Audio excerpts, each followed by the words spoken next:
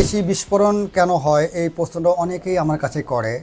তারপর আমরা বিভিন্ন কারণ থাকতে পারে, বিভিন্ন রিজন থাকতে পারে। এর মধ্যে প্রধান প্রধান কতগুলো কারণ আমরা একটু সংক্ষিপ্ত বলি যে যদি কেউ প্রপার যদি সার্ভিসিং না করে তাহলে এসি বিস্ফোরণ করবে। কারণ যদি আমার ইনডোর আউটডোর যদি ব্লক থাকে, ব্লক থাকার কারণে ওই জায়গায় আমার অ্যাম্পিয়ারটা বেশি নেবে, প্রেশার বেশি নেবে।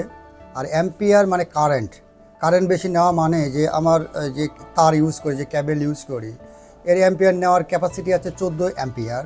ও তখন নিয়ে যায় 16 অ্যাম্পিয়ার। তখন সে গরম হয়ে যায়। গরম হয়ে তখন কি হয়, আস্তে আস্তে ওইটারে ওই উপরে তো একটা ক্যাবেল থাকে, তখন ওটা জয়েন্ট হয়ে তখন ওটা মানে শর্ট হয়ে যায়, তখন আগুন ধরে যায়, স্পার্ক করে। এইটা ডিস্টার্ব। আরেকটা হচ্ছে যে এই এসির মধ্যে সবচেয়ে হার্ড হচ্ছে কম্প্রেসার।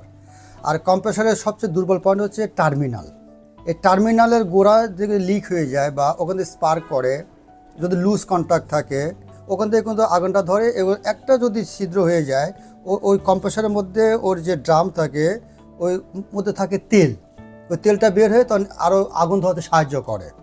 এখন ওইটা আবার গরম তেলটা ঢুকে পড়ে ইনডোরের মধ্যে। ইনডোর তো থাকে নর্মালি দুর্বল, ওখানে কোনো সময় অ্যালুমিনিয়াম পাইপ থাকে, ও কিন্তু স্পার্ক করে ঘরে ঢুকে পড়ে। তখন ভিতরে আগুন ধরে কেন? বা অনেক সময় দেখা যায় যে আমরা যে সার্কিটগুলো ইউজ করি এই সার্কিটের থেকেও অনেক সময় স্পার্ক হয়ে যায়। এজন্য আমাদের সার্ভিসিং করা দরকার প্রতি মানে বছরে মিনিমাম 3বার করলে, এবং তাহলে আমার এই ডিস্টার্বটা হবে না এবং আমরা ভালো থাকতে পারবো এবং আরও ভালো বেটার সার্ভিস পাবো এবং বিদ্যুৎ বিলটাও কম আসবে তখন, যদি আমি প্রপার ওয়েতে সার্ভিসিং করব যে প্রপার টেকনিশিয়ান বা প্রপার ইঞ্জিনিয়ার দিয়ে যদি করাতে পারি তাহলে ভালো হবে। যেমন এই ক্ষেত্রে কাজ করে আমার জানা মতে ঢাকা পুরো বাংলাদেশ ব্যাপী যেমন সহজ সেবা, এটা ভালো একটা সেবা দেয় দেখছি আমরা বিভিন্ন জায়গায় কাজ করেছি, বা এতে একটা গুড উইল আছে।